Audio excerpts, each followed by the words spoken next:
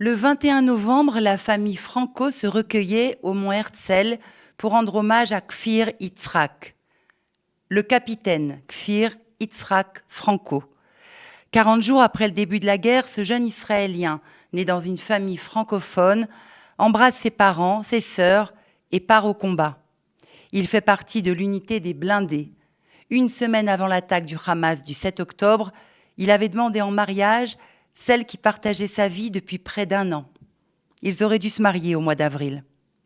Le 15 novembre 2023, il est tué en luttant contre le Hamas dans le nord de Gaza. L'histoire de Kfir, comme celle de tous les soldats israéliens tombés au combat en protégeant leur pays, me transporte vers ce mystère que représente le lien entre singulier et universel, cette notion phare du judaïsme largement évoquée par Eliane Amado Lévy-Valency dans sa réflexion sur l'identité juive, la psychanalyse et la philosophie. Avant d'aller plus en avant, quelques mots pour présenter cette femme philosophe, psychanalyste et intellectuelle juive, née en 1919 et décédée à Jérusalem en 2006. Si l'œuvre d'Eliane Amado Lévy-Valency est pluridisciplinaire, elle demeure très cohérente. Philosophe, elle tente de réinscrire la réponse juive dans le désarroi de l'Occident. Psychanalyste, elle privilégie l'étude de cas concrets. Juive, elle ne cesse d'assumer son héritage dans l'ouverture au dialogue et dans le refus des tentations. S'ajoute sa situation de femme, l'autre par excellence. Dans sa réflexion, l'existence juive constitue une réponse concrète aux interrogations des penseurs contemporains.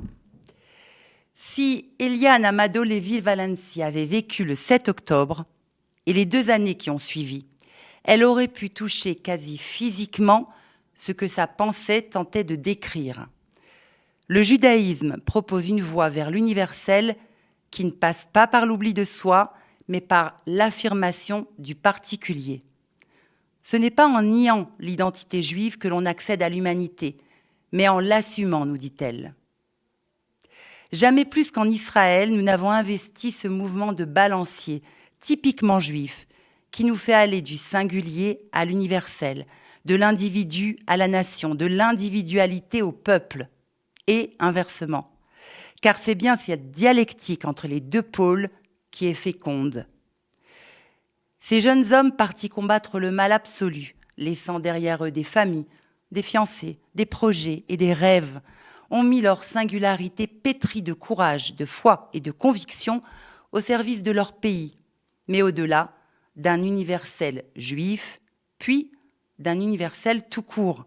Car combattre le noyau dur du totalitarisme islamique gazaoui, responsable de crimes contre l'humanité, c'est bien défendre l'homme contre la barbarie, une valeur universelle qui pénètre le singulier juif. Et on retrouve ici ce fameux mouvement de balancier. Il ne s'agit pas de renoncer au particulier pour atteindre l'universel, mais de faire surgir l'universel à partir du particulier, explique Amado Lévy-Valency dans son livre « La racine et la source », publié en 1968. Et c'est bien ce qu'a réalisé Israël en partant combattre les régimes brigands des pays canailles. Faire surgir d'une bataille pour sa survie une mission pour sauver le monde de l'obscurantisme assassin. Alors que la vérité commence doucement à faire jour, les nations réalisent ô combien Israël est définitivement et singulièrement universel.